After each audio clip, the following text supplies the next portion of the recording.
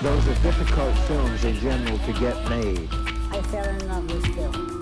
That's the way I was known for many years.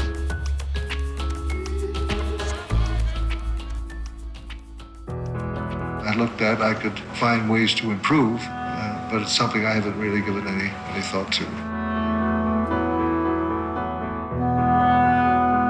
I suppose one of the reasons I prefer the 50s into the 60s with the drama strain is because I think they had more of the human story, the people story up front, and didn't let the special effects drown out.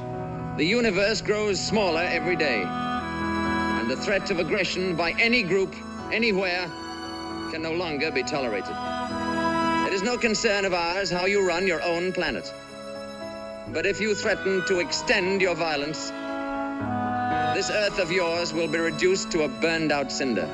Then you go to another picture that's another genre, research it. You find out the reality and the truth and the being of that genre and the subject matter you're dealing with, and you make that. All right. Now, which one of these Puerto Ricans blooded you? Huh? Excuse me, sir. As a matter of fact, we suspicion that the job was done by a cop. 2 cops. At the very least. Impossible. In America, nothing is impossible. For many years, we'd been depending on the Broadway musicals for material for the screen. West Side Story, The Sound of Music, many others.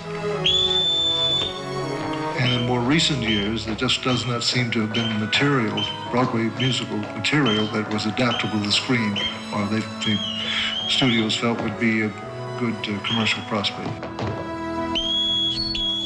I'm sorry, sir. I could never answer to a whistle. Whistles are for dogs and cats and other animals, but not for children, and definitely not for me. But I don't think the genre is finished. It'll come around again, I hope. I've finally realized over the years that making pictures is making different genres pictures really a continual learning process.